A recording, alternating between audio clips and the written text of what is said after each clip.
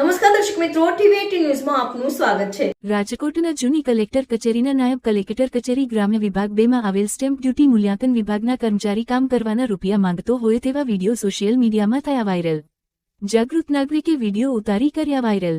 જો કોઈએ Rajkot stamp duty મૂલ્યાંકન વિભાગમાં કોઈ પણ પ્રકારનું કામ હોય તો પહેલા તમારે રૂપિયા 5000 ઘૂસ માટેના તૈયાર રાખવાના, કેમ કે અહીં ગમે તેવું કામ હોય ટેબલ નીચેની એટલે કે ઘૂસનો ભાવ તો એક જ છે 5000। અરજદાર અહીં અરજી કરે તો આ લોકો 1 થી 2 મહિના સુધી અરજદારને તારીખો આપે, ત્યારબાદ અરજદાર કંટાળી જાય। પછી આ લોકો અરજદારને એવું કહે અમારું કંઈક સમજો, ત્યારબાદ અરજદાર કંટાળીને મજબૂર બનીને આ લોકોને ઘૂસ આપવા તૈયાર થાય છે। આવી આ લોકોની પોલિસી છે। સ્ટેમ્પ ડ્યુટી મૂલ્યાંકન વિભાગનો આઉટસોર્સનો કર્મચારી 5000 રૂપિયા માંગ કરતો દેખાય છે અને 2000 રોકડા લેતો નજરે પડે છે।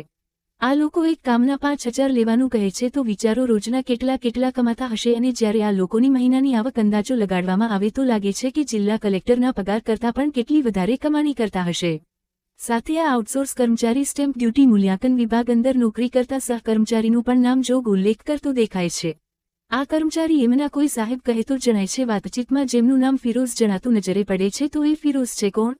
આ આઉટસોર્સના કર્મચારી સાથે સ્ટેમ્પ ડ્યુટી મૂલ્યાંકન વિભાગના બીજા એક કર્મચારી ભાગીદારીમાં સંકળાયેલો હોય તેવું કહે તો જણાય છે।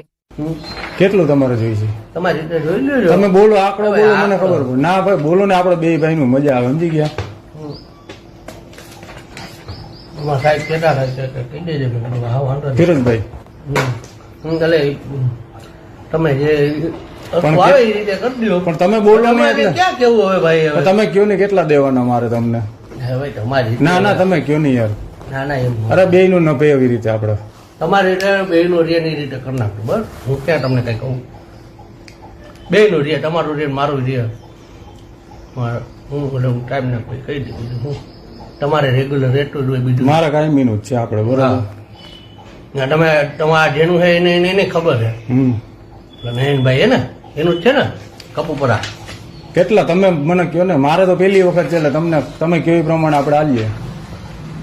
તમારી રીતે ઘરના પણ ભાઈ એને ખબર, એને પૂછી દેજો। મારે કોઈને પૂછવું નથી, આપડા બે ભાઈ નું છે। તમે મને કયો, હું તમને દેવાનું, તમારું જે કઈ ફિરોઝભાઈ નું તમે કયો છો, બરોબર? કયો એટલે મજા આવે, હાલો। તમારી રીતે કરી દેજો ને ભાઈ। અરે તમે કયો ને મોટા ભાઈ, આપડે કાયમી નું છે એટલે કયો એટલે પતે, હાલો ને। હું તમારી રીતે કરી દેજો। તમે કયો નહીં, બોલો નહીં, હાલો હું બતાવી દઉં। હું તમને કહું છું ને, પણ મારું પહેલી વખત છે, મને નથી ખબર। તમારે બીજે હારે જે સેટિંગ હોય ને એ મને કહી દો, હાલો। બીજે જે તમારું સેટિંગ હોય એ તમારી રીતે જોઈ લ્યો ને। તમે મને કહો, મને ખબર જ નથી, હાલો એટલે તમને કહું તમારું જે સેટિંગ હાલતું મને કહો, સોગંદથી બસ યાર। તમે કયો એટલે એ પ્રમાણે હું તમને કરી દઈ, બરોબર? જે કઈ ફિરોઝભાઈ ને પૂછવું છે તમારે? ફિરોઝભાઈ વાત કરી લો એકવાર। હા પૂછી લ્યો, હાલો। ખોટું ભાઈ મારે ઓલા ઉપર ન કરે કઈ। ના યાર આપણે કાયમી નું બધું બધેનું હાલે રાખે એ રીતે, બરોબર? એ તમારે ભાઈ રેગ્યુલર કામ હોય, અમારે એવું હાલતું હોય। બસ તમારું રે મારું રે। બસ નિર્મળા બેન વાળું, નિર્મળા બેન વાળું। આવો તમે 10 મિનિટમાં, જો તમારે બેવું હોય તો બેવો। ના તો હું આવું, 8535 તમને હું દઉં?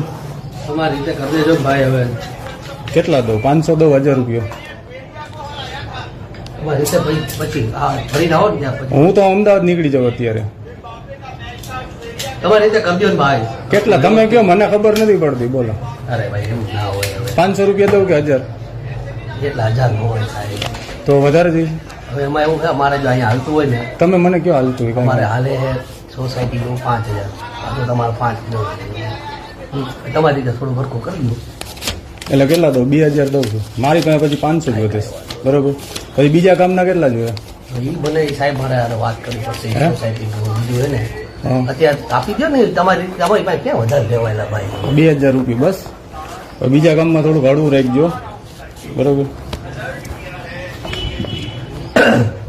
તો મારે તો 2000 દમ નથી તો, અને 8 અને કાંઈ વાંધો નહીં, હાલો ને, એ તો હું સમજી લઈશ। આ ફરીને દઈ જાજો અહીંયા કોપી।